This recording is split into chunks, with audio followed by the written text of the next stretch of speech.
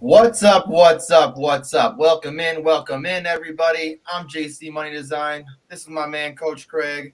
We are here to introduce a new show to the channel, 2022 Rookie Risers and Fallers.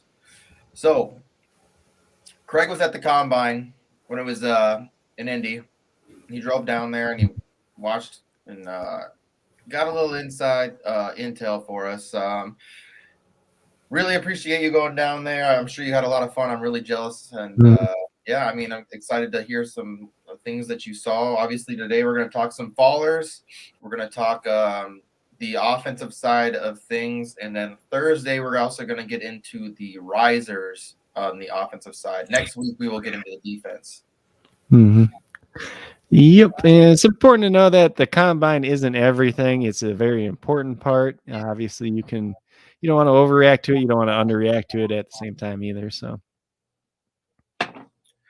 yeah, we're going to get into it. We're going to talk some QBs. We're going to talk some RBs, wide receivers, tight ends. We're also going to get into some, inside linebackers and then, offensive tackles. So definitely going to be interesting. I'm excited to hear about everything.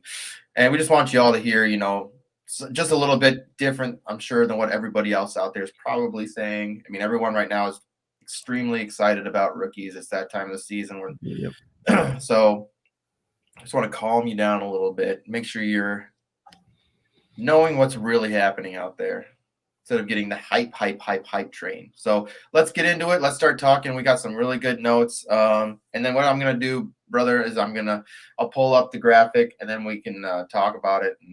And if you want me to pull up some of your notes, I can pull up some of your notes as well. You just let me know what you want me to do. Drive the train, my friend. So let's get into it.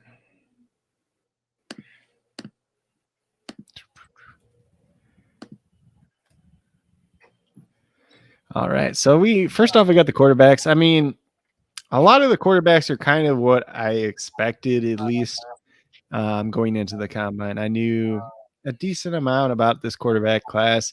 But overall, we got to talk about Kenny Pickett first. The biggest thing with him is that hand size. So he's coming at 8.5-inch hands. There's been one quarterback in the history of the NFL, modern times at least, that has played and started with 8.5-inch hands and had success. That obviously is Michael Vick, though. Michael Vick obviously has a lot more arm strength and ran very, very fast.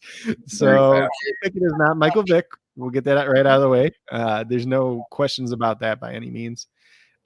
But he's a guy that played at Pittsburgh. He was around for a long time. He came back for the COVID season to really help boost his draft stock. He had a very good season. The previous year, he was injured as well. So not quite as good a year there. But coming into the NFL draft, he was probably the first quarterback off the board for most draft, experts out there. I feel like after the combine, he's probably the third or fourth, if we're being honest. Some of that's due to the hand strength. Some of it's due to probably the interviewing. I'm not saying I haven't heard anything negative about him interviewing or anything like that. But, even when you watch him throw the ball, he's got good velocity on the short to intermediate throws. But when it comes to the deep ball, the arm strength's just not quite there. So I think for me personally, he was a guy that was always third or fourth quarterback for me in this draft class from a real life perspective. Obviously, when you talk fantasy, everything kind of switches up a little bit too. If you guys want to talk fantasy, we can obviously talk a little bit more fantasy. If you got questions that relate more to fantasy, we can talk about that as well. So with Kenny Pickett, I feel like there's just there's good there, but even when you're talking, the biggest thing for him was pro-ready quarterback. That's what you kept hearing over and over and over again. But you're seeing all these teams now, they're all trying to fill their quarterback holes because they don't think any of these guys are going to step in year one and start right away, which I think is pretty much the case. I think the most pro-ready quarterback is actually going to be Carson Strong out of Nevada. But you also have a level of competition of a group of 5 conference compared to a Power 5 conference there, plus the lack of mobility too. So he'd have to go to the right situation where he has a good offensive line build up and everything like that. Kenny Pickett, he is a very decent athlete for that. I do have for this stuff, I'm going to have like all the combine results up too, but we're going to start off with the relative athletic score. This is from @MathBomb on Twitter. You can go to raz.football and have everything there too. We're getting a little bit of feedback on your end again too. I don't know what that is. So just looking at Kenny Pickett's profile there. So what they do at their relative athletic score is they have different metrics. So essentially you get the height, the weight, they put in that. You get the vertical, the broad jump, the 40-yard dash, the splits on the 40, shuttle, and 3-cone essentially. And they will rank all that out compared to where it relates in terms of the position all time. So you're going to be looking at since like 1987, I think is when they go back to. So Kenny Pickett, in the relative athletic score, he actually rates out pretty good. He's in the 92nd percentile. So he's got decent height at 6'3", decent weight at 217. Vertical at 33.5 inches is pretty good. So in the 84th percentile. 10'1" broad jump is actually right around the 95th percentile. The 40-yard dash, they do have him still listed as a 4.67. I think the official time ended up being a 4.73, so knocked him down a little bit there. The shuttle was relatively good at a 4.29. So overall, he's like in the 92nd percentile of quarterbacks in terms of athletics. So he is a decently mobile quarterback. When we're talking about Kenny Pickett, the guy that he probably reminds me the most of is kind of an older name there, and that's going to be Jake Plummer that used to play with the Broncos. Jake Plummer. Yeah, so, a guy that could be a starting quarterback around the league. He's never going to be quite that top tier guy. He's never going to be the bottom tier guy, but he's going to fill you the need for a while. So I don't, when you're looking at this quarterback class, Kenny Pickett really doesn't have that upside of some of these other guys, whether it's a Malik Willis, a Sam Howell, even a Desmond Ridder, if everything goes right, somebody like that, Matt Corral, some of those guys. So he's kind of that safe guy, but he's not that super exciting guy. So I think everything that was kind of going for him and the fact that all these other teams have added quarterbacks, like a lot of the teams that were quarterback needy, they kind of already addressed their position or are trying to do it still, probably hurts a guy like Kenny Pickett. And I wouldn't be surprised if he falls out of the first round. Honestly, he probably goes in the second round, in my opinion. Yeah, I mean, I don't think that he should be in the first round at all. I don't think there's to me, there's only a couple QBs that should be in the first round anyway. So I'm sure we'll be talking more about that anyways when we get into some of the risers. But in my honest opinion, there's probably only one quarterback that should go in the first round, but I think there'll be at least two because I think Malik Willis and Sam Howell both go in the first round. I think there's a chance Desmond Ridder goes up there, just all the hype that he's been getting with the positive interviews. People like the traits of Desmond Ridder. Obviously, he's a big quarterback. He's got a big arm. He's athletic. Obviously, we'll talk about him when we get to the risers, but he had a good combine, athletically speaking. He's still got a lot of issues to work out, but if he goes to a place and sits behind, I think there's a chance that he could go like round 1 or early round 2 just because of that. But then the other guy that we do have at the quarterback position, probably a name that not a lot of people were too far on the radar coming in, because Caleb Ellaby out of Worcester, Michigan, he was like, I think he is the only junior quarterback to declare early, essentially, besides Sam Howell, and then technically Matt Corral is a redshirt junior too as well. So he had a decent year at Western Michigan, probably a kid that should have stayed in school. He had a chance to be the quarterback 7 in this class. So when we're talking about the top 6 quarterbacks, we're talking about Malik Willis, we're talking about Sam Howell, we're talking about Desmond Ridder, we're talking about Carson Strong, Kenny Pickett. Not missing one. I don't remember who I'm missing now, but the top 6. After that, there was a chance that Caleb Ellaby could be quarterback 7. We're not talking round 2. We're not talking round 3. We were talking like maybe early round 4 as a developmental quarterback that could come in and just sit and learn for a while. After this after the combine, I don't know if that's going to happen. I think he's more of a late day 3 pick now at this point in time. His RAS score ended up being a 1.69. So the 17th percentile. So really down there at the bottom. Only checked in at about 6 foot, 208 pounds. So those are not the greatest numbers there. Nope. Vertical was only 25.5 inches. Not a lot of explosiveness. I thought he was a little bit better athlete than he tested, but apparently either he just tested bad, which we could see. He might retest some of these numbers at the pro day at Western Michigan. The broad jump was okay at 9.3, kind of middle of the pack there. 40-yard dash was right around that 4.9 range. Not something you really want to see. The 3-cone was not very good either at 7.57. So athletically speaking, there's some concerns there. I've heard some concerns about his arm strength on tape as well.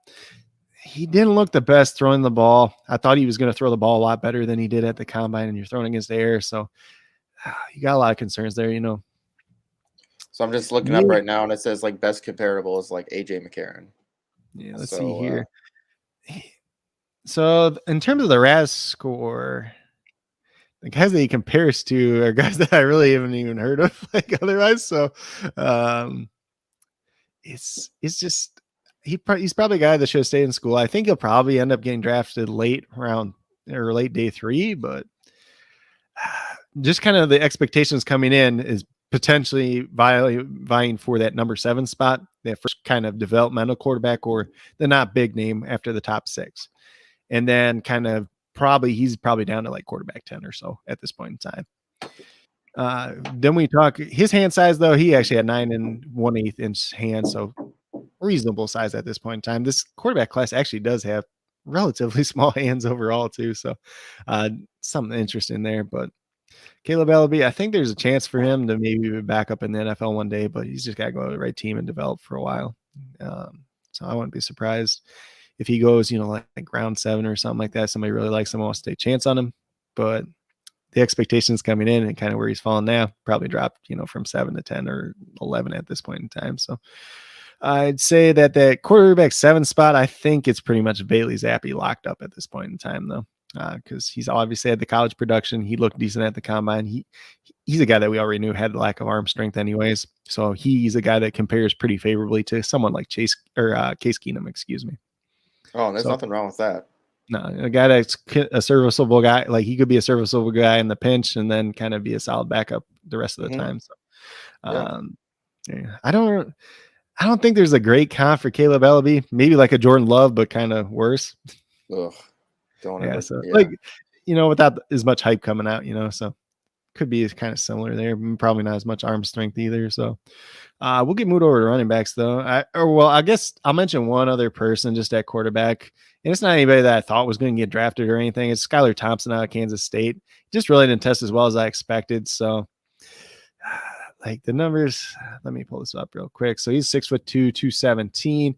He was 6'2", 217 pounds. He's another guy that had small hands. He had 8 and 5/8 inch hands. He ran a 4.91, had a 31-inch vertical, 9.4 broad jump. Short shuttle was okay at 4.28. The 3-cone was okay at a 7 flat.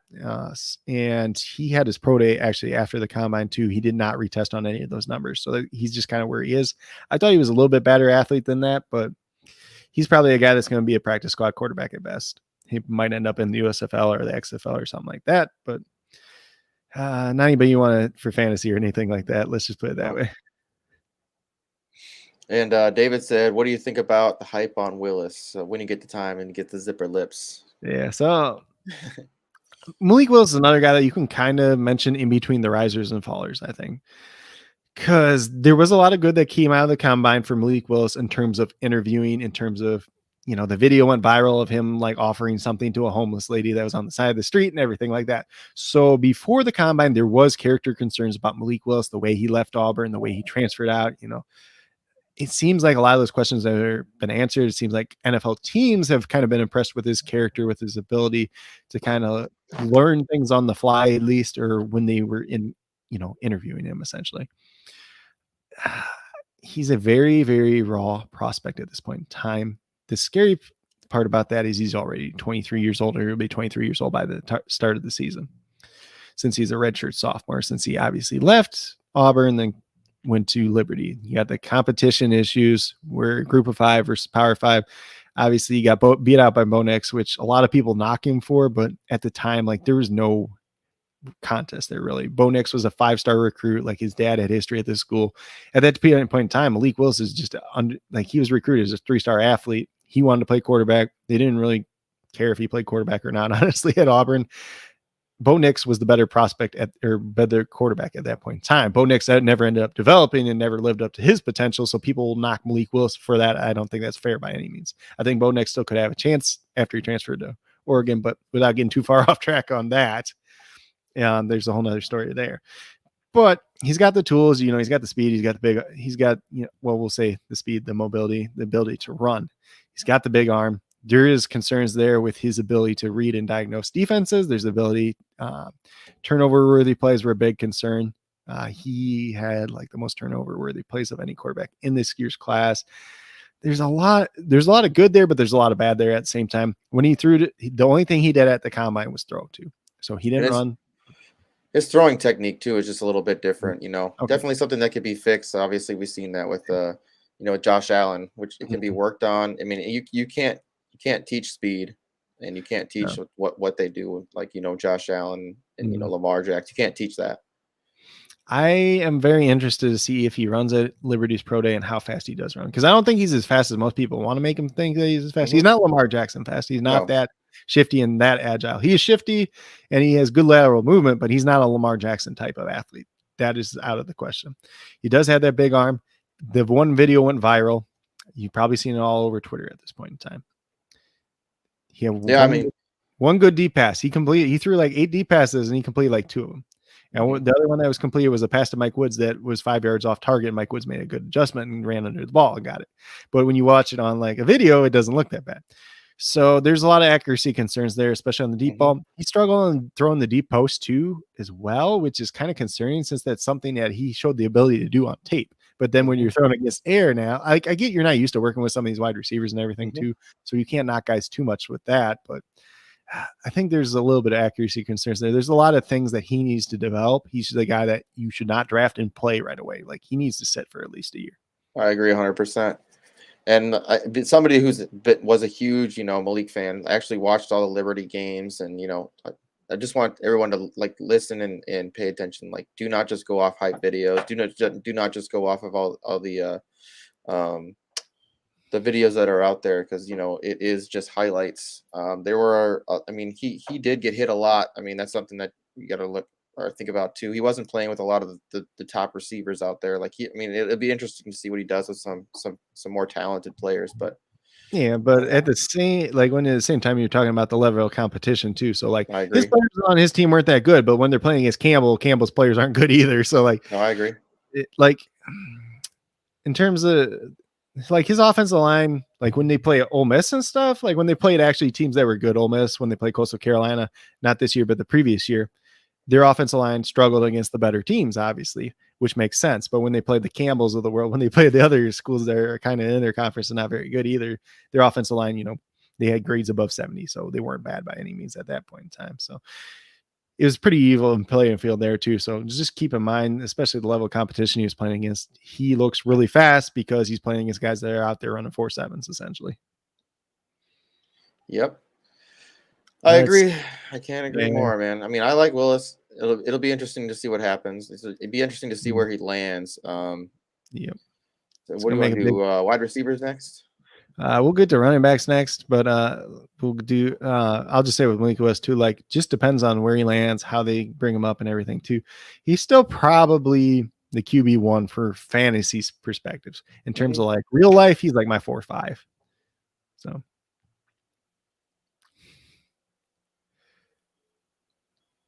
Oops.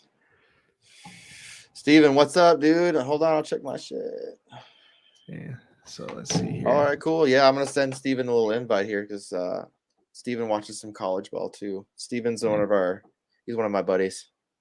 You'll like him. So moving over to running backs, the biggest one here is Kyron Williams out of Notre Dame. So let me just bring up this score real quick. So he came in at 5'9", 194 pounds. We knew he wasn't big to start with. That was not a question. Ideally, you want your running back to be at least 195 pounds, ideally over 200 pounds. So I've heard some concerns here too. Like if he really tried to get up to that 200 and the best he could get to is 194 too, then, when he gets to the NFL and he's playing at his regular, like playing weight, he's probably going to be closer to 185, just being realistic. So those are both thresholds that are not the best. His vertical was 32 inches. It's in the bottom, it's 32nd percentile, so not the best there. Broad jump was 9.8, 40, 45th percentile. The 40-yard dash, the official time ended up being a 4.65. Yuck. That was either the worst or second worst among the running backs at the combine. And you're talking about the guy that was arguably the smallest running back there. So he ran the worst running back time there. He was second was Letty Brown, who was essentially the same time, who's, let's just say 20 pounds heavier. So that's a major concern there with some speed. Everybody said he had decent speed in tape. Maybe that ends up being true. Maybe he tests better on his 40 time at the Notre Dame Pro Day. But when we're talking about that's a major concern. All the running backs didn't do shuttle or 3-cone drills at the combine just because it got so late. So in terms of running backs, for the RAS score, he had a 1.76, which is in the 17th percentile, which is just not good by any means. And you're talking about a guy that's probably going to have a role as a pass catching back in the NFL. That's probably what he's going to do. He was a guy that probably coming into the NFL draft was looking maybe like a late 3rd round pick. Maybe kind of in that Michael Carter range last year, where he was going to either be like a late 3rd round pick, early 4th round pick. You're looking at a guy that probably fell down in the 5th or 6th round at the very least, unless a team really loves him. So unless this really gets better at Notre Dame's Pro Day, probably not going to be high up on scores.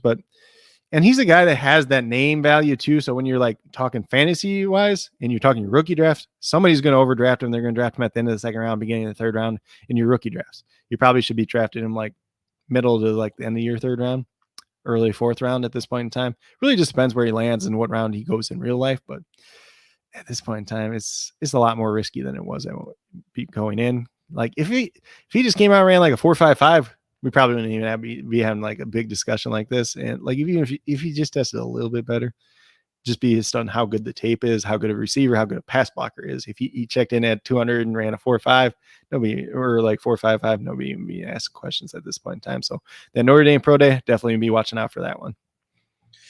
Hell yeah, I definitely. It should be interesting what this guy can actually do at that size. So let's bring our man Titans for Life out here. What's up, Steven? What's up, buddy? How's work been? Oh, busy, bud. So y'all are on running backs right now? Yeah, talking some fallers. So yeah, next Thursday, we're gonna be talking some risers. Okay. But yep, talking some. So we just talked about some Kyron Williams. Yeah. What are your thoughts on small running back?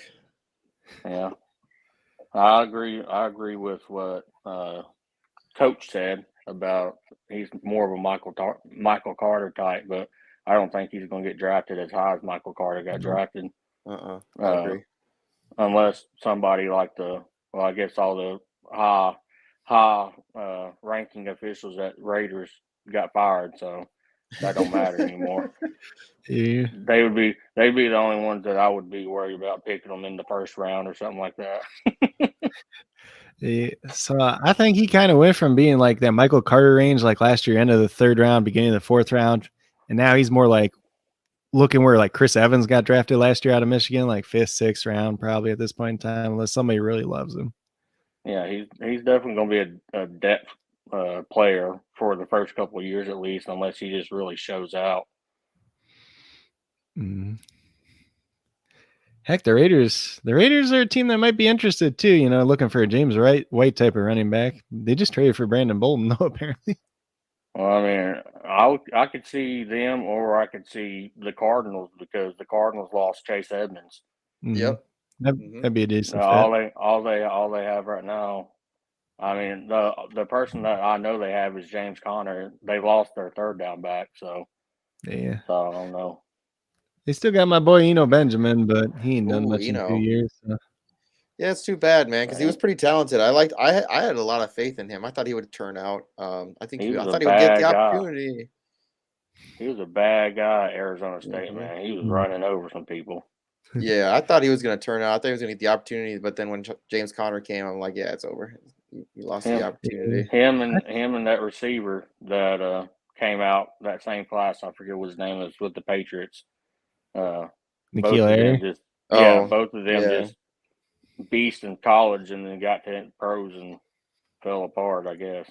It happens. It can. I mean, landing spot too. You think about the Patriots. You don't hear a lot of rookies or even second or third year guys like being elite.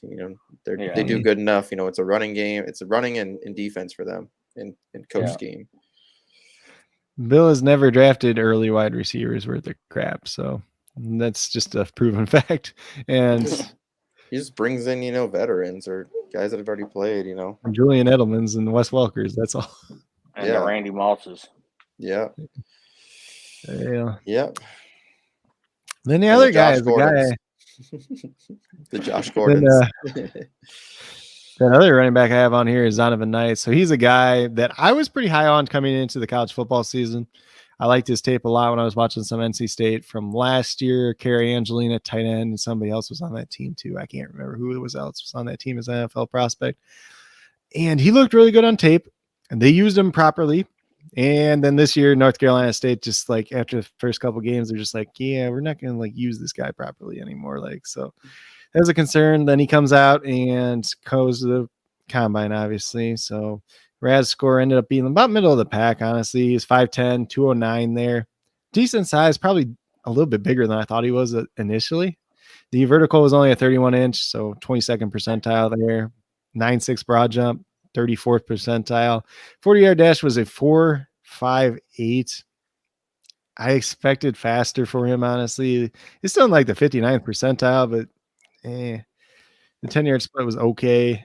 I just think when you watch the tape last year and you go back and you look, it looked like there was more explosiveness. There was more to be excited about there. And then this year has it for the first couple games. He has a couple good games, then just kind of falls off. And then the combine's not that great. So I think he's just a really frustrating guy for me personally. Because if he came out and had a good combine, he could kind of rectify some of this year's season. But you're probably looking at a guy that goes late day 3, maybe even undrafted at this point in time. Did he have any injuries that could have attributed it to any of it? I don't think so. They had let me see who their other running back is too, because there's another running back from NC State that declared this year too. But they end up splitting the backfield more this year. The coach, Ricky Person Jr. So I don't get it, but I was really excited for him coming in the year, and it just kind of all fell apart after the first couple of games. So, but I mean, I don't even think NC State had that great a year anyways. So they did pretty good last year, and then this year they just I don't know what happened. The wheels fell off the train. Train went off the tracks. Mm-hmm. Let's see. Yeah. So he was just a disappointing one there. I mean, it's hard to find the running backs that I felt really were fallers. I think there's some guys that really underperformed compared to expectations. Jerome Ford ran a 4.46. There's people talking he might run a low 4.4s, obviously out of Cincinnati. He had a pretty good year.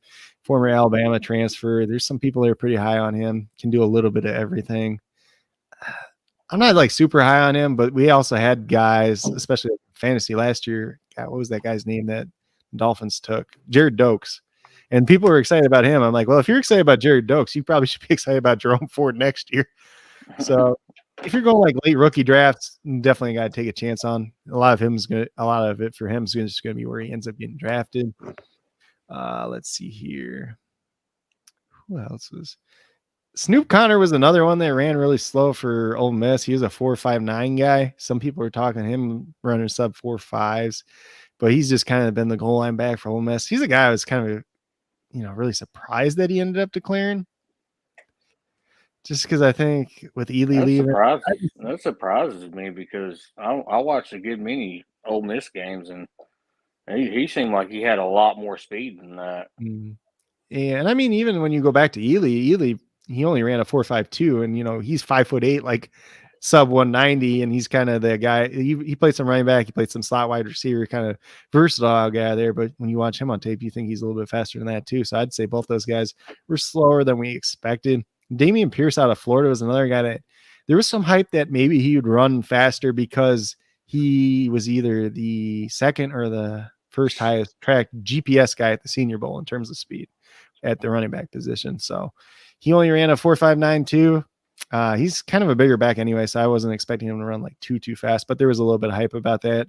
My boy Tyler Algier, there was like some hype that he was going to run like 4.4s. He ran a 4.6, but he also clocked in at 224 pounds. But that dude's probably the most ripped 224 pound running back I've seen in my life. So I can't really complain. Like he looked like he didn't even look like it. Like his shoulders are freaking huge though. He's a guy I really like on tape though. I think he probably tests faster at BYU though.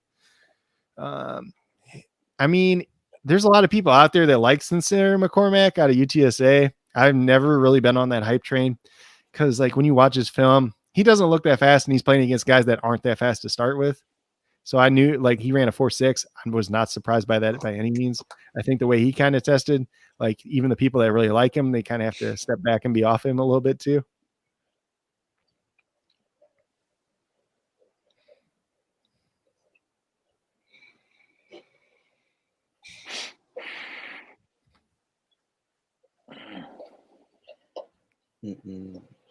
Sorry, I got my dogs just chewing on this toy. I'm trying to get him to get out of here.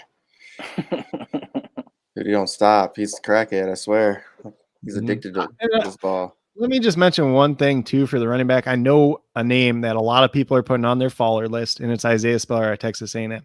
Isaiah Spiller out of Texas A&M. He had a strained hip abductor. He tried to do the vertical and he tried to do the broad jump, and both numbers were very bad. But the dude's hurt, and he's going out there and he's trying to be competitive anyways. He's going to go run all the drills at Texas A&M Pro Day on, I believe, the 22nd. Do not just knock this guy because he tried to go out and do things or he didn't run the 40.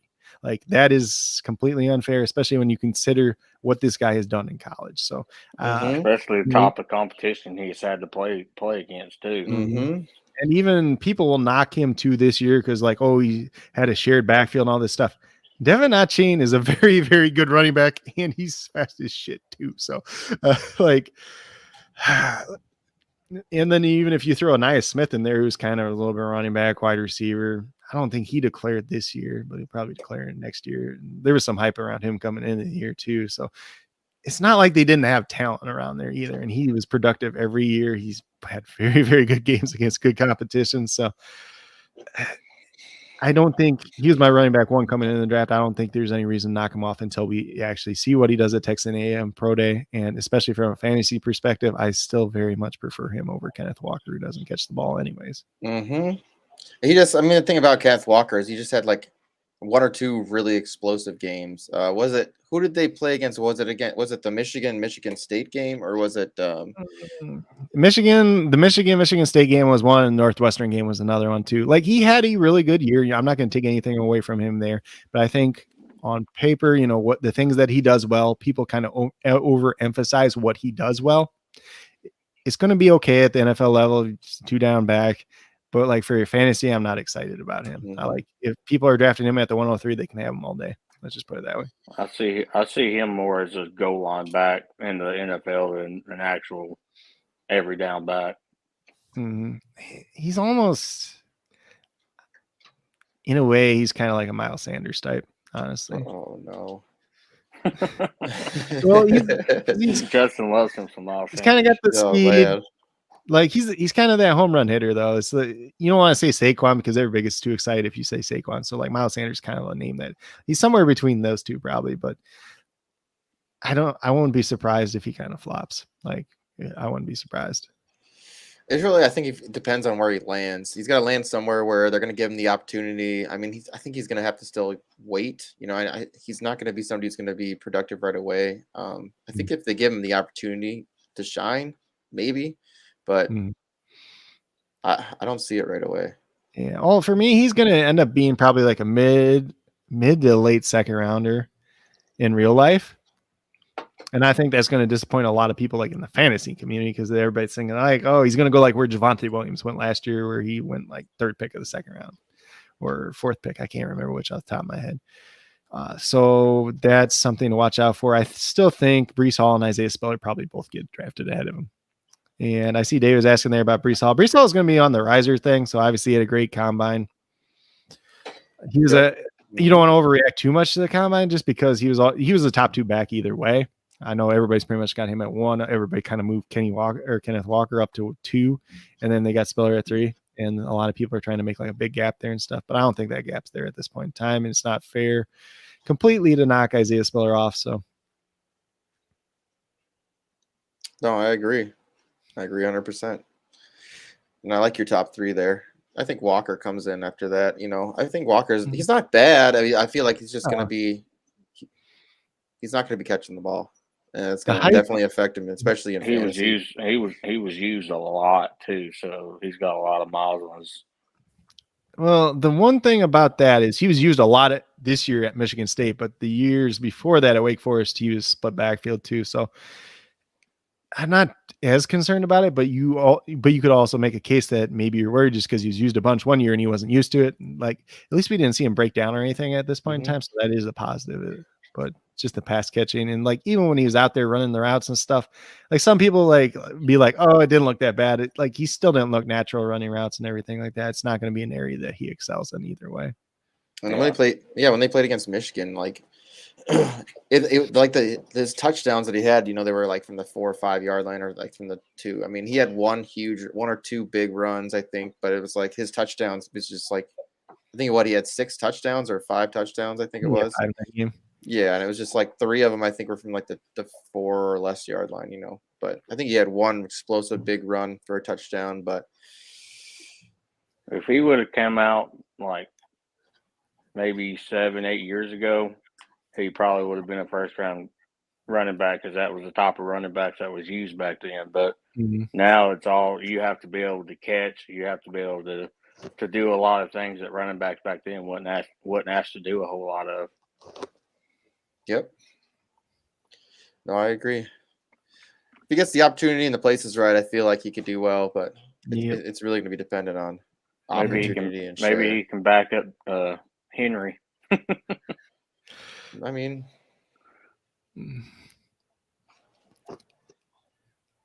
all right, let's get into some. Ideally, you probably want him going to like Miami, and they just got Chase Edmonds. Like pair those two together, that would make sense. Kind of zone blocking scheme there with what's his name, Mike McDaniel coming over, guy that looks like a ball boy. Oh yeah, yep. He looks like a teenager. That's why I say he looks like a ball boy. He's so tiny. But yeah, we can talk some wide receivers real quick too. All right, let's get into some wide receivers.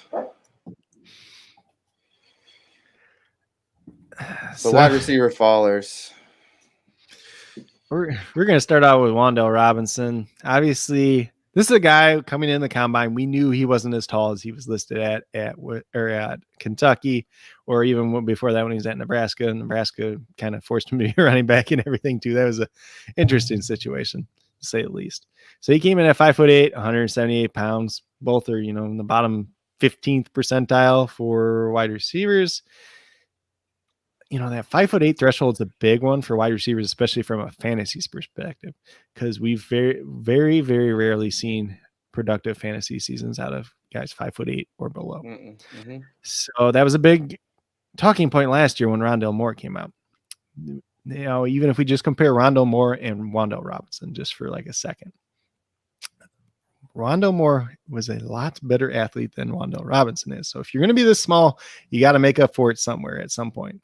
So his vertical, 34.5 inches, kind of middle of the pack. That's fine you don't really care too much about that from the small guy. Like you like it to be real high. If it's a Sky Moore range, you could definitely talk about that. 9'10" broad jump, kind of middle of the pack too. The 40-yard dash they have down as a 4.44. You like to see it just be a little bit quicker from a guy that's this small anyways. That's kind of a knock there. Obviously, when you're talking about like guys like Elijah Moore and Rondale Moore last year, they were running like 4.3s, like low 4.3s. Rondale ran like a 4.28 at his pro day. You really want to see the shuttle in the 3-cone, but I don't believe he ended up doing it there. Let's just double check that in my notes too. I do like his breakout age though. It says, almost, a little less than 19. So that's a good, I like that. That was at Nebraska, and that's kind of when they used him as kind of like a swing back, a little bit of running back. He broke out at a necessity just because they had no playmakers on their offense, essentially. At that point in time, let's see. My boy. I Okay. mean, he really didn't have any playmakers at Kentucky either, so he was basically No. the only person that could make plays for him. So I feel like Mhm. that padded his stats a lot more than Mhm. what Yeah. he actually is worth. So Chris Rodriguez, the running back, was decent. Will Levis is okay quarterback, but like in terms of like wide receiver receiving options, they didn't have anything. So they were just running like any gimmicky gadgety, any way to get the ball in his hands, pretty much. So a lot of people, you will worry about that at the next level. Is he going to be able to do things on a play-by-play basis where he's not being force-fed the ball?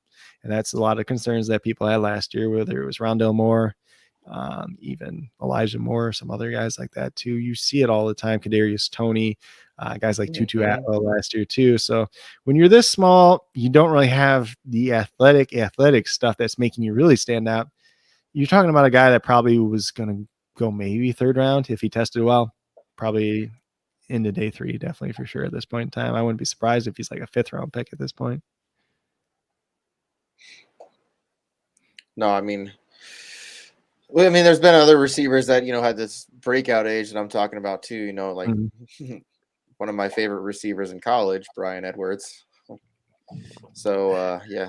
Well, he had the best one ever, but that's a different story. Yeah.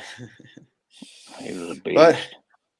But I love Mr. Brian Edwards. I just hope that maybe he'll get a little bit of opportunity with some guys leaving now. Yeah. Hopefully.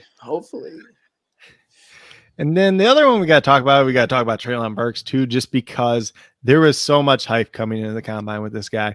Obviously, on paper, he was 6'3". At some point in time, he was all the way up to 232 pounds. Comes in 6'2", 225. That's good height, decent weight. I'm not too concerned about that. Runs a 4.55 40 time. When you talk about that height and weight, it's a fine 40 time. But at the same time, people are coming in saying this guy's going to run like high 4.3s, low 4.4s. Like he's this explosive athlete. Obviously, that's what you see on tape. But then when you go to the combine, you test it all out. Wasn't quite there. He had a 33-inch vertical at the combine. He's since had his pro day. He got up to 35.5 at his pro day. 10'2" broad jump. He had so his short shuttle, I believe, was at his pro day. Let me double check this real quick.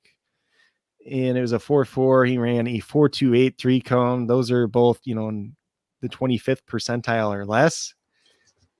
Even the split on his 40-yard dash is not that good. It's middle of the pack. He's a guy that really gains when he gets up to speed. It's from 20 yards. Once he's already been running 20 yards to that 40-yard. That's where he's getting the most of his speed, at least.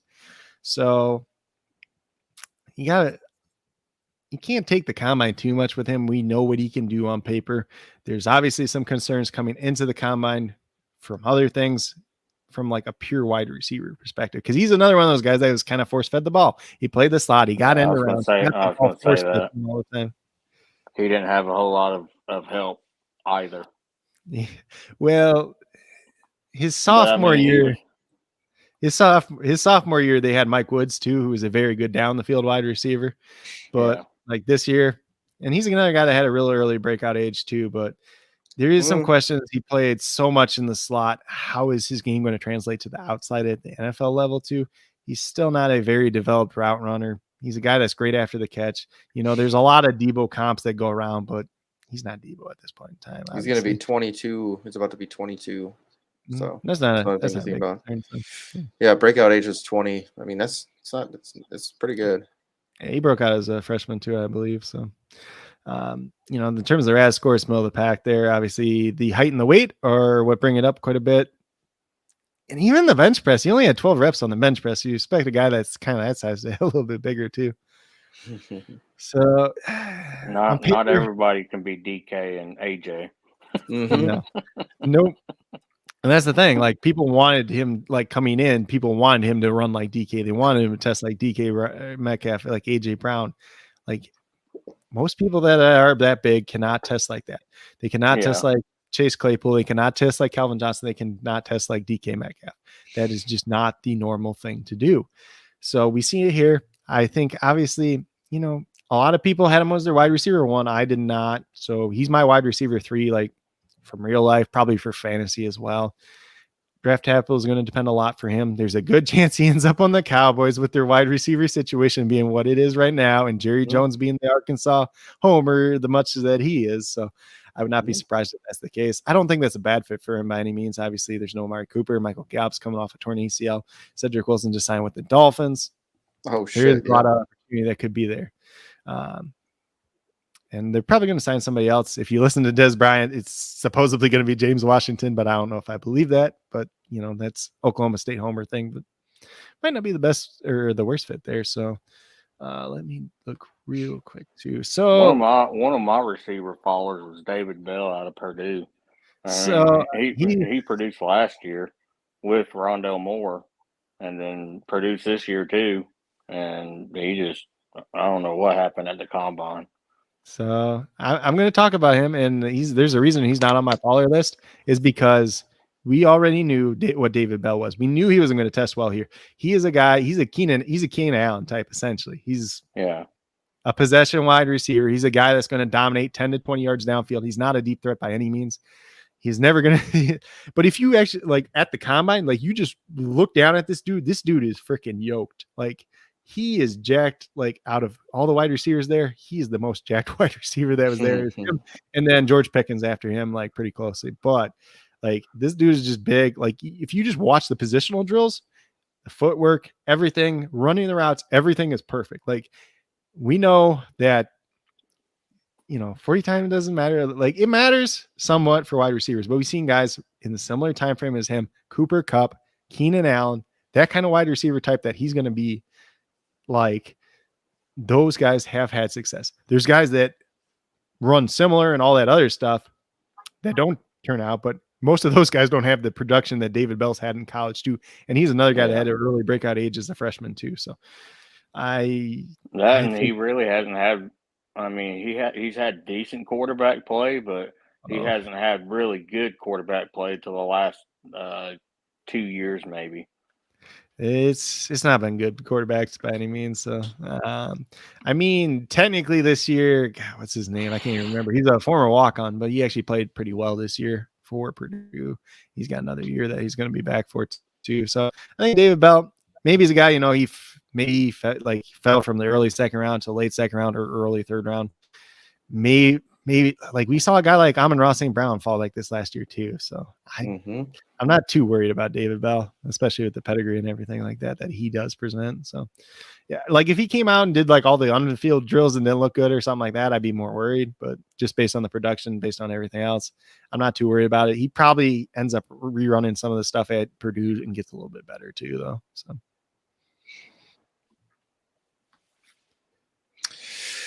what do you think? Should we get in some tight ends?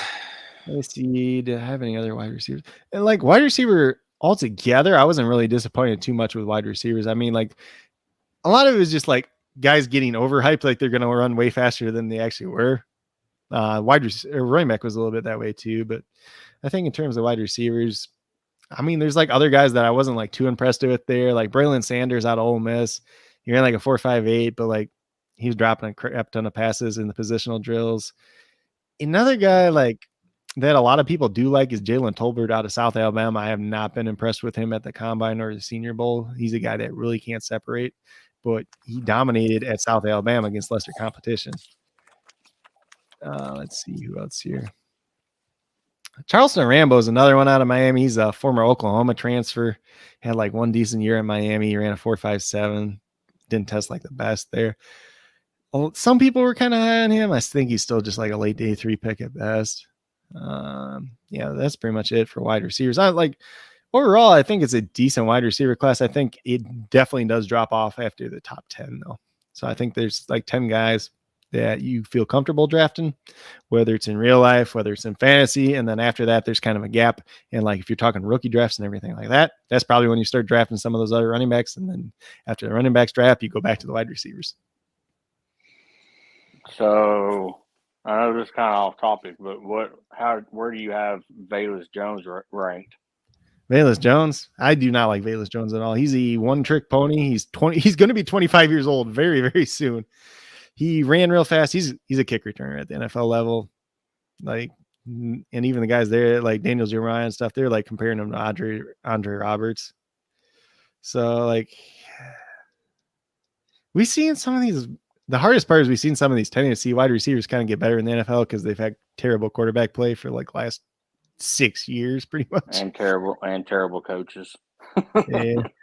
The worst part is they had like a really good offensive line too, but based on the whole coaching situation and everything else too, they ran half the because they had 4 and 5-star recruits like all across the offensive line for a while, and they just ran them all off based on all the coaches and stuff too. So. They all went to Oklahoma.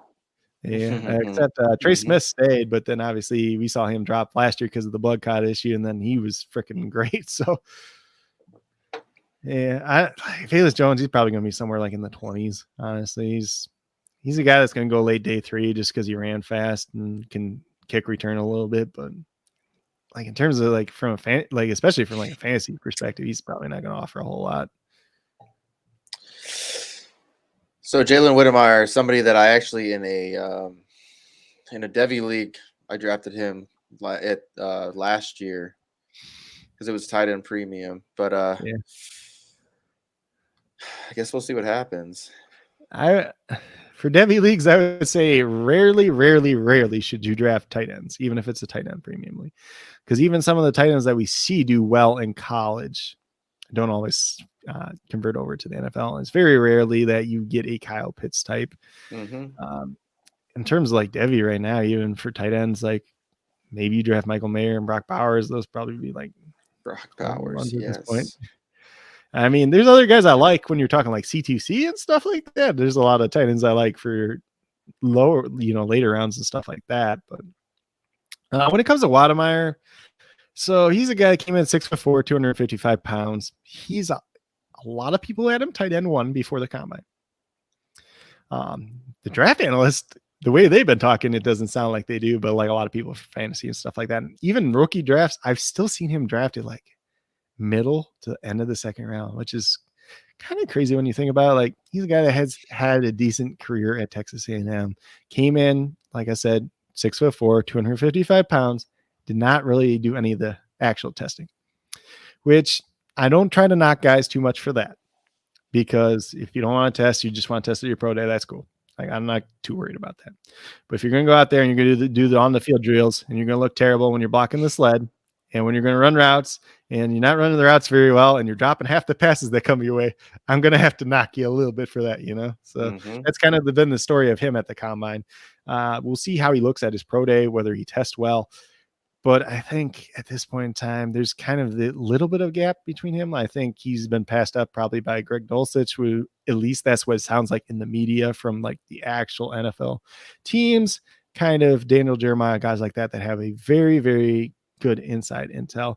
Trey McBride's probably passed him up too as well. So I would not be surprised if he's like the 3rd tight end. I think those other 2 guys, they offer decent upside for fantasy too as well. So,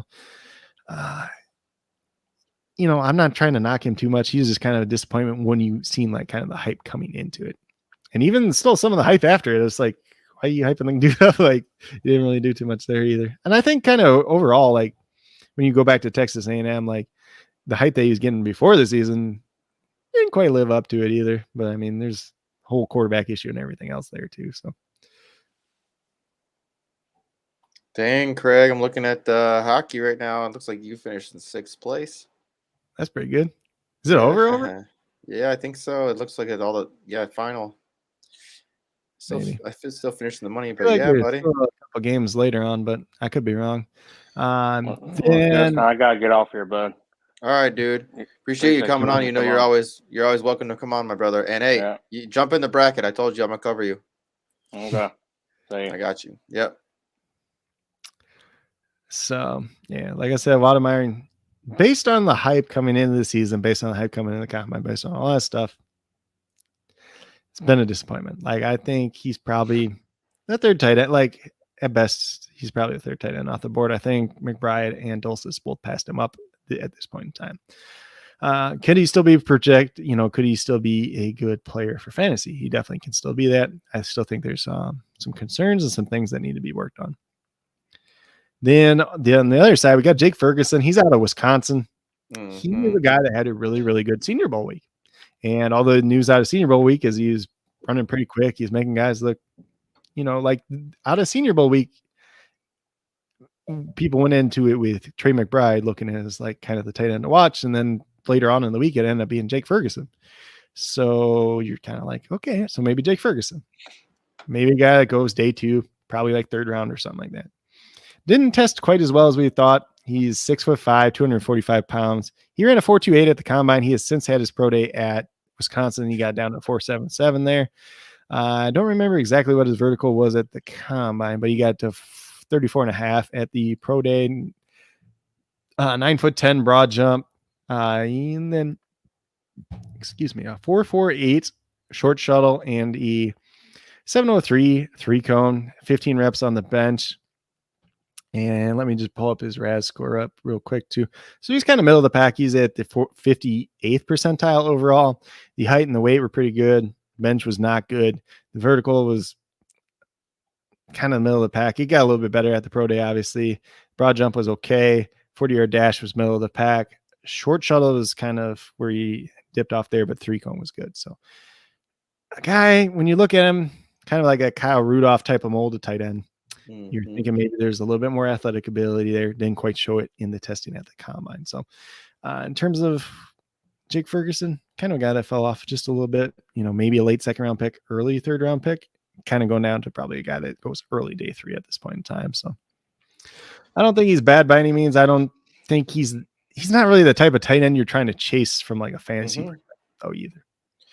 But I feel like there was some tight ends last year that in the rookie class that were like late picks that I feel like can turn around and be good tight ends. I feel like there are. Let me think a couple. Who's the guy in Miami? Hunt or what's his name? Hunter Long. Yeah, Hunter Long. Like I feel like guys like that. Who's the guy? And then the guy at for the Chargers. Trey Ferguson. McKitty. Yeah. Is that who it is? Yeah. I thought they had someone else that was like a tight end converted to a wide receiver. The Chargers had someone like that. No, I don't think so. Who was it? There was some. Maybe he's just a receiver. Maybe I'm wrong. I mean, they got Josh Palmer. Yeah, Palmer. That's who I'm talking about. He's a wide receiver. He's always been a wide receiver at Tennessee. Who was the Chargers? He was a playable last year right at the end of the year. That was Josh Palmer, the wide receiver.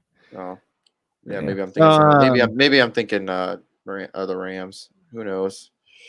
I don't know. Unless you're talking about Jacob Harris that everybody was hyping up. Yeah, I can't. The wide receiver at Central I know Florida. Hunter Long is definitely somebody that I think could turn around and be somebody good.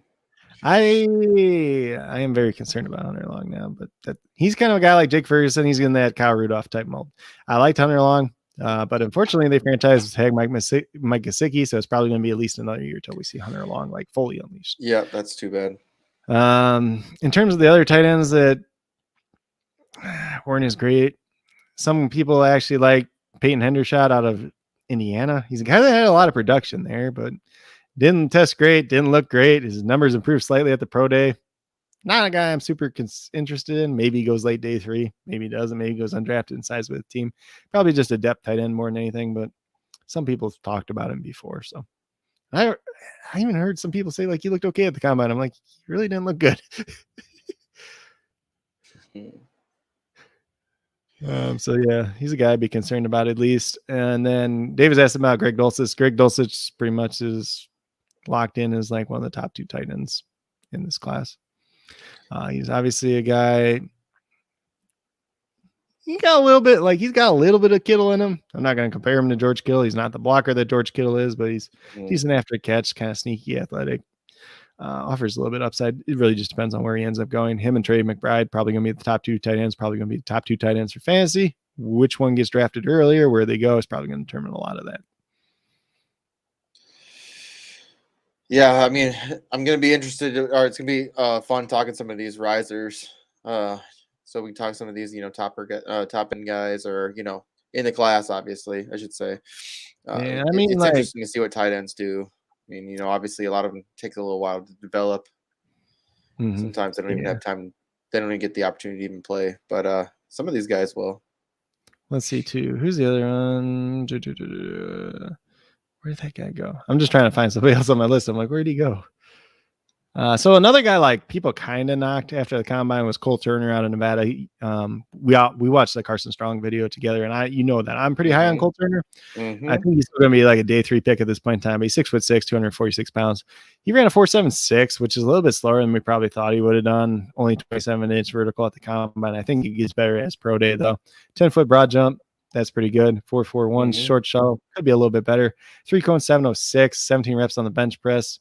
I think some of those numbers get better at the Nevada Pro Day if he does end up testing there. He had a couple of drops that was a little bit concerned there as well at the combine. So he's a guy that kind of got knocked down a little bit. But, and a guy that I'm not freaking out too much about, but because he does have some of that production there, I think he's just going to be a decent developmental tight end at the NFL level. And the tight end classes like this year and last year, and even if you go back the year before that, I think they have a lot of prospects over the past 3 years that we're getting a lot of quality talent at tight end. And some of these guys are really going to start to develop over the next couple of years. Not everybody is a Kyle Pitts and comes in and gets 1,000 yards receiving the rookie year, and not everybody's going to be Pat Freiermuth that scores like 7 touchdowns his rookie year. Yeah, Freiermuth, man, he definitely showed out. I mean, if Pitts wasn't there, obviously clear. I mean, tight end 1 in the class, but he definitely turned out. It'll be interesting to see what happens now. With whoever ends up being the starting quarterback. Trubisky's there now, but I guess we'll see if he's actually the starter. What do you think? Say that one more time. With Trubisky going there? I mean, I don't think it hurts him by any means. I don't think Trubisky's the end all be all either, though. So he's a guy that's bringing in. I think what the Pittsburgh Steelers are trying to do at this point is they're putting Mitchell Trubisky in there. They're going to draft I think they're going to draft an offensive tackle in the first round. Although they did re-sign Chumo Okeke and apparently they like Dan Moore for some reason. I don't know why, but they're going to try to beef up that offensive line a little bit and give Mitchell Trubisky probably a shot for a year. Maybe draft a guy in the 2nd or 3rd round. Like if somebody falls there that they do end up liking, if somebody falls in the 2nd round, one of the top 4 or 5 guys that they do like, probably draft him there. Let Trubisky see what he has. If he doesn't have it, just throw the next guy in pretty much. Or if Trubisky just doesn't do it, then just draft a quarterback next year too. So there's a lot of different opportunities. I think there's a lot of other holes they have to address on their team rather than just the quarterback. Or just I know a lot of people just want them to trade up for like Malik Willis, but you're probably going to trade up like too high, and I don't think it's worth it, honestly, at this point in time. I agree. He's not ready. Nope. And I really like, but not ready. And I mean, even with Mitchell Trubisky, you can give him that year, but I don't think you're addressing the greater needs of your team because you still have a lot of other issues to address. Definitely need to strengthen up that offensive line. And if they were to trade up to get Malik Willis, I think that would really hurt what they need to be doing right now. Yep. So I think next talking about offensive line. Might as well get into some offensive linemen. Yep. So let's see. So I'm going to start off with Max Mitchell. He's out of Louisiana Lafayette. He's kind of interesting. He's obviously a developmental tackle at this point in time. Was not super impressed with him at the Senior Bowl. Was not really impressed with him at the Combine, especially when you consider he's 6'6", 207 pounds. He's one of the lightest offensive tackles that was at the Combine. So you think he'd test rather athletic because he weighs one of the least amounts of any of the offensive tackles. That was not the case. He had a 25-inch vertical, which is in the bottom 2% of offensive linemen since 1987. Yikes. That's not good. Or excuse me. Okay, so that bottom, excuse me, I misspoke. 23%. So this is 23rd percentile. That's not good either. And then obviously broad jump was okay at 810, kind of 70th percentile there. That's an acceptable number. That's something you're okay with. 40-yard dash, 5.32 for a guy that's the second lightest offensive lineman at the Combine. That's bad. In terms of actual guards and tackles, there's a couple centers that would have been a little bit lighter too. But in terms of guards and tackles, he was the second lightest one there besides the guy, what's that guy's name? Rosenthal for Kentucky, because that dude just dropped like 30 pounds and got down to 290 for the Combine. It was weird. But that guy ran really fast. So Max Mitchell didn't run fast. 10-yard split was okay. That's kind of what you look for out of offensive lineman. It's kind of middle of the pack there. Short shuttle was okay. 3-cone was not good by any means. So when you're looking at him, really middle of the pack stuff there. He's got 33.5-inch arms.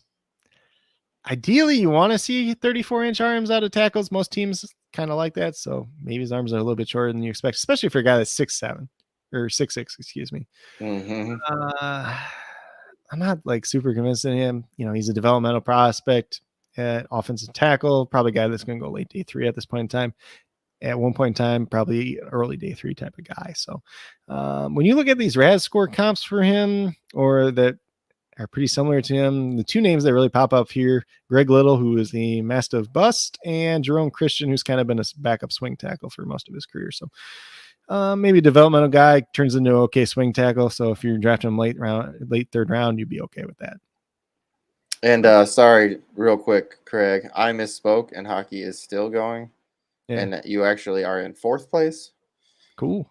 So yeah, I think your play, I think it's Tavares or Tavares. Tavares, I think. Yeah, that was a good call, my brother. And Well, Vanacek got 23 points, so they won. So it ended up turning out. And Josie's at 12.8 right now. Let's see what my other. Let's see if I'm comparing it to your right now. No. Schmaltz, There's still late games too, because I still got a lot of games, dude. I got Barkov, your lineup is fire, bro. Keller, Schmaltz. Yeah, but I screwed up in the one because I took Schmaltz I put Schmaltz in last minute over Robertson, and Schmaltz actually has like 14 points, and Robertson got like 1.46. So I only had it in the elite that way. Damn, dude. Keller and Schmaltz, 0.9%. So like 2 people had them. Yeah.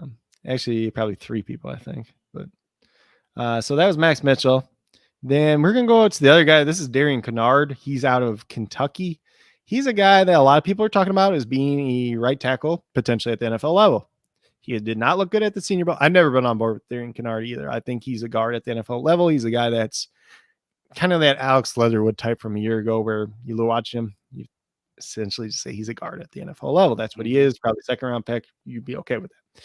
And then Alex Leatherwood went 17th pick overall. They tried to play him at right tackle for a little while, didn't end up. They ended up moving to guard after like 8 games. So you could see that certain type of situation there. Darian Kennard, 6'5", middle of the pack, 322 pounds, decent weight there. This is all being graded as an offensive tackle. Vertical, 25. So he's the same as Max Mitchell was, not very good there. Broad jump, 8'3", not very good there either. 40-yard dash, 5'3", not good by any. Well, it's the low end of the middle of the pack. Let's just put it that way. Short shuttle, very bad. 3-cone, very bad. Overall, 32nd percentile overall. Like, there's not a lot of good here. So, and let's see, the guys that even compares to, a lot of these guys you just never even heard of. I'm going to change him over. So he's a 32nd percentile athlete at tackle. I'm just going to move this to guard, because that's one of the nice things that they do have over here for the RAS score, is you can change positions too. So like if guys, could potentially play multiple positions, when you go from tackle to guard, he actually goes to the 52nd percentile, essentially, at guard. So the height and weight is very good for a guard. Vertical, still very down there. Broad jump, down there, but not as bad. 40 time, kind of middle of the pack. Short shuttle, 3-cone, still not very good, but slightly better because he's a guard. I think ultimately he's a guard at the NFL level. There's a lot of people that thought he could still play tackle at the right tackle. Kind of the hype around him is really falling down. Like, he's a guy that was getting first round, and back into the first round hype at one point this season. I was never on board with that. I think maybe he's a guy that he goes end of day 2, or like he goes the end of the 2nd round, early 3rd round maybe. But he's definitely going to be a guard at the NFL level. I would be surprised if he ever plays tackle. So that's one guy there. Let me see if there's any other. I wasn't like too upset with like the tackle class overall. I think there's guys that they're here, like Kellen Diaz out of Arizona State, 6'7", 300. So he's another guy that was really skinny too, really tall, really skinny. His arms are kind of short. His arms are really short, honestly, for somebody that's his size. He tested really well. Doesn't have very good technique, very raw. So he's kind of a guy that probably would fall down for me. Then let's see who goes here too. There's somebody else. I mean, Veridian Low out of Illinois. Didn't test the best. He's still listed as tackle. I think he ends up playing guard. This kid out of Culver Stockton, California College, essentially, Andrew Rupich. He's the first guy to ever go to the combine from that school. He's 6'6", 318 pounds, didn't test the best. Sub 33-inch arms, probably ends up getting kicked into the guard. More of a developmental guy anyways. Let's see. There's not too many other ones. Like, I don't really hate this class overall as an offensive tackle class. I think there's a lot of guys that are kind of tweeners, whether they're going to play offensive tackle or play offensive guard at the NFL level. David. Yeah. I personally, so I scout a lot of baseball stuff too. I love to be a baseball scout, but there's a lot of work that goes into all this stuff too. Craig is my scout. He's my scout. He's a beast. There's a lot of that's why I got a lot of guys that tested really well. I will say, like, out of this offensive tackle class, guys really want that 34-inch arms, especially at the NFL level for most teams. Some teams don't care about it too much, but there's a lot of guys that have shorter than that arm length. So that's going to be interesting to see how NFL teams value these guys this year. But overall, a really good class for offensive tackle. A lot of guys that I'm pretty interested in. Some of these guys are probably going to kick inside the guard, which may or may not hurt the guard class overall. But a lot of guys that have a lot of potential. We'll be talking a little bit more about offensive tackles when it comes to the risers, because there's a lot of guys that did pretty good. Yeah, it's going to be awesome. Like, it's nice to have a class of offensive linemen or offensive tackles, at least, good offensive players. I mean, offensive line players, because, there's some teams that definitely need some growth in that area. Well, and offensive line is one of the most interesting positions too in the NFL, because cohesion and like just being next to each other, like with knowing what the guy next to you is going to do is a big deal. Like, there's a trust there. There's a lot of things. And if one, like, you're only as good, offensive line is only as good as your worst guy on the line. It's like team rowing a boat. Like, you'll have to be in sync and know kind of what you're doing. If you're not doing that, you're not going very far, right? Yep. So we can get moved over to interior offense linemen, which essentially for the fallers is going to be guards, because I'm going to be honest with you, this is a very, very good deep center class. There is probably 4 to 5 guys in this class that could start at center at the NFL level within the next 2 to 3 years. And then there's that's awesome. 2 other guys that are kind of guards / centers that could probably start in the next 2 years too. So in terms of the followers, we're going to start off with Kenyon Green here out of Texas A&M. He's still going to be a first-round pick, most likely. This is a guy that is very experienced in one of the best conferences in college football. He's played about every single offensive line position there is. Kind of like Darren Kennard, he's a guy that could potentially play tackle, but he didn't test well enough to probably play tackle at the NFL level. 6'3", 332 pounds, or 323 pounds. Excuse me, I can't talk right now. So he had 34 and 1/8 inch arms, 5'2", 440, 26-inch vertical, 8'6" broad jump. So these aren't like the greatest numbers in the world. Short shuttle is a 5'1", 2. That's not good by any means. Only 20 reps on the bench press, which is kind of disappointing for him, honestly. So when we look at the RAS score, 6'3" is fine. So this is going to be for guard first. I probably could I'll run as tackle after this though. So the height and weight was decent for guard. 20 reps on the bench press is a little bit concerning. That's 25th percentile. Vertical at 26 is 42nd percentile. Broad jump 8'6" is 61st percentile, which is a fine. Most of his numbers are fine, but just when you talk about this guy, the kind of the height that he had coming in, potentially being played tackle, he's going to play guard at the NFL level. He's probably going to be a decent little guard there, though. I don't have too many questions from that concern, but when you watch him test, he didn't test well. When you watch the positional drills, you saw him fall over his feet 3 times in the positional drills too. So that's kind of a concern for somebody that's supposed to be a first-round pick. So you're talking about a guy that could potentially go as high as 14 at one point in time, going probably back into the first round. That's pretty much what it comes down to him. And he is in the bottom 9% all time for short shuttle at the 5'1", so that's not good. I couldn't imagine having a lineman in front of you that's tripping over himself. It would be very bad as a quarterback having someone like that in front of you. Like, oh shit, I'm dead. Yeah, and so he was about 53rd percentile at guard, and he would have been 37th percentile at tackle, which I mean, you could maybe get away with, but I don't think it's probably going to happen. Let's see. Names that he compares to: Andre Smith, Willie Beavers. Willie Those are guys, Beavers.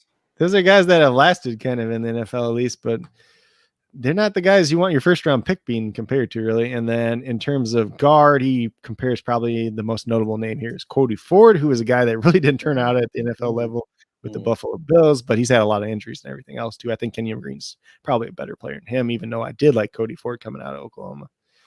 So, but he was kind of another guy that was kind of guard tackle, kind of moved back and forth and just didn't really work out. But so Kenyon Green, like I said, end of the first round is probably where you're going to end up going. Guy that has a lot of experience. I know he tripped over his feet a couple different times during the positional drills. Probably a guy that was just getting too far ahead of himself. Just nervous. Some of these guys can get nervous too. I mean, you're putting on a show in front of these coaches, these scouts, to coaches and scouts. A lot of these guys can get nervous about that. It's different than talking to your college coaches and playing in front of your peers. I'm sorry, talk about in college. Because at that point, and as a college player, if you're that good enough to be, maybe a potential first rounder, you get a little starstruck, and then all of a sudden you get out there and you start talking to these people and producing or trying to, do these things. You get a little nervous. I mean, I would be, even this if is I the knew it biggest was job good. interview of your life. That's just how you have to call it. But I mean, I don't think there's any major concerns with Kenyon Green. I think he's going to be a fine guard at the NFL level, late first round, early second round. I mean, he's a guy you could probably talk about with the Bengals at pick 31, except they just brought in Ted Karras. Well, I mean, if Ted Karras plays center and the guy they brought over from Tampa plays one guard, then he could potentially play the other guard. I think Quentin Span's still, I don't know if he's still under contract or not. Because I don't think Quentin Span's terrible, but could be an upgrade there. Maybe they just take a tackle at that point in time, but he's definitely a guy, late first round, early second round at the very least, who's going to probably be a decent upgrade for some team.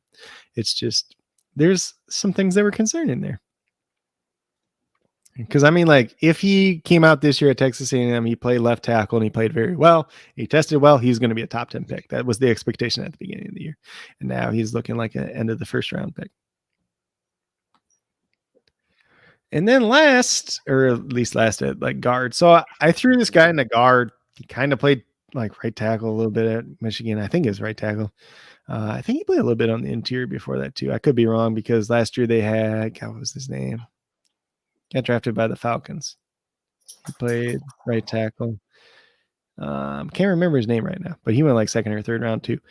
And so is Andrew Stuber. He's out of Michigan. Guy, I wasn't too big on before the combine anyways, but come in at 6'6", 325 pounds. So when you're looking at it from a guard perspective, those are very, very on the top end at least. But when you're looking at offensive tackle, it's probably towards the top end as well. So we're just going to do him guard first, like we did with Kenyon Green. Technically, he was a tackle before that, but I think he's going to end up playing guard. I think he's going to be a depth piece and nothing much else. So vertical, 24.5 inches, and then bottom 24%, broad jump, 8'5", middle of the pack there. He did not run Jalen Mayfield. Is that what you're talking about? Jalen Mayfield. So Jalen Mayfield played right tackle at Michigan the year before. Yeah, they moved to guard. Yeah. At the NFL level. So I think Stuber took over his place this past year. I could be wrong. I haven't double checked that one off the top of my head. And then for his short shell, 4'3" cone, almost 8, middle of the pack there at guard, but not super excited about him. He's a good big guy. He's got long arms. He on paper, he looks like a guy that could play tackle size wise, maybe a little bit heavy there, but in terms of the actual probably tape and the testing measures, not a guy that can do it. If you put him at at guard, he is the he is about the 60th percentile, and at tackle he's at about the 45th percentile, which is not very good. The vertical is not good, the broad jump's not good, the shuttle 3 cone. The only thing that's saving him is the height and size at that point in time. So athletically speaking, not going to probably be able to play tackle at the NFL level. Going to be a developmental guard prospect, probably late day 3 type of guy if he gets drafted even. Bro. I will mention, so I got one other guy too from LSU, Austin Dulcus. He's like a super senior from LSU, 6'5", 306 pounds. I believe he kind of played all over the offensive line there. He's got decent arm length. 5'08", 40 times, not bad for a guard. Vertical 28.5 inches wasn't bad. 9'1" broad jump. 4.99 short shuttle, not something you're looking for there. 3-cone didn't do. Benching didn't do as well. And in the positional, he's a taller offensive lineman, and he's a guy that really, really plays high. When you're an offensive lineman, you don't want to play high. You could just see it. Like, I'd be surprised if he even gets drafted. Probably undrafted free agent. He's a guy that's got a lot of experience playing in college, but positional drills, everything else like that. Maybe a practice squad guy at best at this point in time. So I think overall it was a pretty good class. I think there's a lot of guys that do have potential here, though. I think you look at some of these guys, they could be at least very good depth pieces, like even the later on guys. But in terms of offensive line, very, very good class, whether it's offensive tackle, guard. And I already talked about how much I love the center class. Like, this center class could be very nice. We could see potentially as much as 6 starters at the center position over the next 2 to 3 years come out of this class. That's how good it is.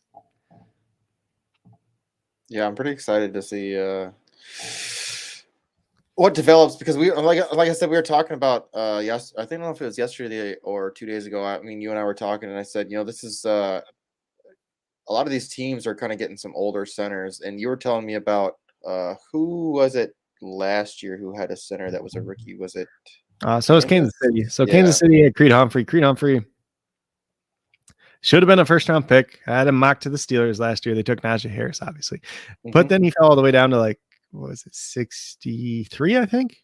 So it was one pick after the Packers. Packers took Josh Myers the pick before. Terrible mistake. But Josh Myers was better than I thought he was going to be. But then he also got hurt and everything, too. But Creed Humphrey was arguably the best center in all of football last year. The highest graded center, according to PFF, last year as a rookie. And the only thing people had to knock on him coming out, maybe not the best athlete in the world, and left-handed center. That's like the only thing. Like, dude should have been an easy first-round pick, but like NFL teams miss too. Like, they make mistakes. Like, but as soon as the Packers took Josh Myers, the Chiefs ran up to the podium and they took Creed Humphrey because they're like, that's our guy. It's the same thing that happened with Jalen Reagor got picked before him. Like, NFL teams make mistakes. They're not perfect. They have their own biases when it comes to scouting and everything else like that. Like, as much as I don't watch a lot of college football personally because I try to be unbiased as possible when I go into watching film. But I know there's certain traits that I value more than others, and depending on the scheme, especially like offensive alignment and things, they're going to value certain things different. But like, especially like with wide receivers, I really value a guy that goes up, gets the ball, and brings the ball in. That's an important trait to me, because if you can't do that, like at the college level, you're not going to do that at the NFL level ever. If you're just going to, and that's part of winning at the NFL level. If you can't win, go get some 50-50 balls, go back, and you're running a hitch route or curl route, and the quarterback underthrows it by a yard, and you don't just come back and get the ball, it's probably going to get picked off at the NFL level, because that corner is coming and gunning for the ball too, especially if he's in zone coverage. So there's different things and different traits that everybody values. So I'll just say that too. Just because I think one way doesn't mean it's the right way. Doesn't mean somebody else is wrong. Doesn't mean I'm right. Doesn't mean anything else like that. Just an inside perspective. So it looks like Kyrie played so well, he hurt himself. He hurt himself? Well, I don't know. After the game's done now, I mean, shows he's got a big red circle around him. Maybe either got hurt during the game or they just took him out because they're like, yeah, you're done. You did too. I mean, they're winning by so much they probably took him out anyways, but they're like, you're on fire. Like, literally had to take him out and spray him off. Their random lineup I built for the free contest actually made 10 cents. I made coins, so what's crazy though is when you look, because it doesn't show us coins, it shows us cash. It's like $1,700. I was like, damn. Yeah. Yeah, that's pretty good though. Yeah. So I think that's pretty much it for the offensive fallers, at least at this point in time. Like you mentioned, I believe it's Thursday, we'll be talking about some of the risers. So definitely excited to talk about them, because I feel like there's a lot of risers or a lot of guys that did really well. I don't like talking and poo-pooing people as much. I like sending some caution though when it comes to certain players or just where they fell, because even when you have risers, somebody's got to fall. But just because somebody else rose and somebody else fell doesn't always make them a faller. The guys that actually didn't perform and stuff is what I consider the fallers more so. I agree. And appreciate you, man. Just like David said, you got the eye, and it's nice having you here. It's nice. This show is going to be awesome. I feel like this show's going to be great. So next week we're going to be talking. Obviously, we're going to be talking, or this Thursday we're going to be talking. Rookie risers on the offensive side, and then next year, geez, blah blah blah blah blah. Next week we're going to be getting into some of the defensive players, rookie risers and fallers. But Yep. And it's definitely gonna be an interesting one. And then once we get done with kind of the combine risers and fallers, we can talk some position groups too. So might take a look at quarterbacks. These are my top 5 quarterbacks, top 6 quarterbacks, how I'm ranked or whatever. We might end up doing top 10 for quarterbacks too, just because there's 6 guys to definitely talk about. And then after that, you can talk about some of the developmental ones, whether it's Bailey Zappi, whoever else. I mean, for me, there's 8 to 9 quarterbacks that are draftable at this point in time this year. So yeah, it's gonna be fun. It's gonna be interesting, and we're also gonna be doing some film stuff. So I just feel like right now it's just nice to cover some of the stuff that some people probably aren't really covering.